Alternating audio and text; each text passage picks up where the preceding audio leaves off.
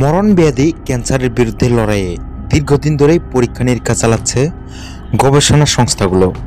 Cancer প্রতিরোধী ওষুধ তৈরিতে মহাকাশেও গবেষণা করা হচ্ছে। যুক্তরাষ্ট্রের মহাকাশ গবেষণা সংস্থা নাসা এই গবেষণা করছে।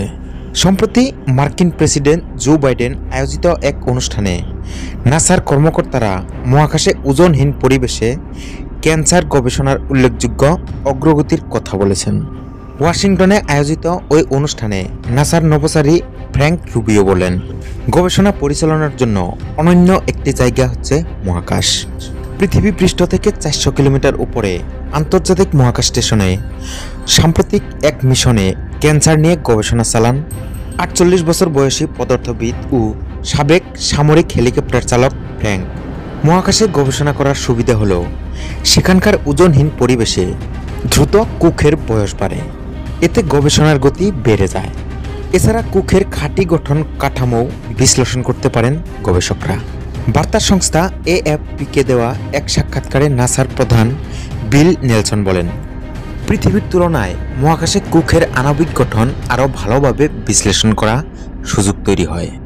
ফলে মহাকাশে পরিচালিত গবেষণা ক্যান্সারের ঔষধকে আরও কার্যকর করতে সাহায্য করতে পারে।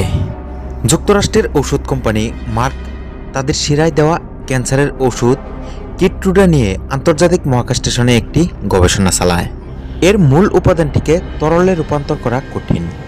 এর সমাধান হল স্ফটিকীকরণ ক্রিস্টালাইজেশন। ওষুধ তৈরিতে প্রায় এক প্রক্রিয়া ব্যবহার করা হয়।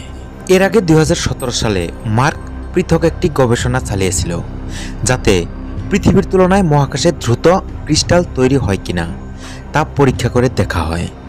নেলসন বলেন, মহাকাশে গবেষণা চালিয়ে তারা এবার ভালো ফল পেয়েছেন। গবেষকরা বলছেন, এই গবেষণার ফলে ক্যান্সারের রোগীদের এখন আর দীর্ঘ সময় ধরে কষ্টকর কেমোথেরাপি দিতে হবে না। চিকিৎসকেরা ইনজেকশনের মাধ্যমেই ওষুধ প্রয়োগ করতে পারবেন। মার্ক এখন এমন একটি ওষুধ তৈরি করতে কাজ করছে যা সাধারণ তাপমাত্রায় সংরক্ষণ করা যাবে। তবে মহাকাশে গবেষণালব্ধ এই ফল প্রয়োগ করে ওষুধ তৈরির পর তা বাজারে ছাড়তে এখনও অনেক সময় লাগবে। নেলসন বাইডেনের ডেমোক্রেটিক পার্টির সাবেক সিনেটর। তিনি 1986 সালে মহাকাশেও গেছেন। তিনি বলেন, 4 দশক আগে মহাকাশে ক্যান্সার গবেষণা শুরু হয়, কিন্তু সাম্প্রতিক বছরগুলোয় বৈপ্লবিক অগ্রগতি হয়েছে। 2016 সালে ভাইস প্রেসিডেন্ট থাকাকালে বাইডেন ক্যান্সার মুনশট নামের একটি প্রকল্প হাতে নিয়েছিলেন। তার এই প্রকল্পের উদ্দেশ্য ছিল আগামী 25 বছরের মধ্যে ক্যান্সারের মৃত্যুর হার অর্ধেকে নামিয়ে আনা। যুক্তরাষ্ট্রে হৃদরোগের পর সবচেয়ে বেশি মৃত্যু হয় ক্যান্সারে। বাইডেনের জন্য ক্যান্সারকে পরাজিত করার একটি ব্যক্তিগত লড়াই। 2015 সালে তিনি মস্তিষ্কের ক্যান্সারে আক্রান্ত তার ছেলে বিউ বাইডেনকে হারিয়েছেন।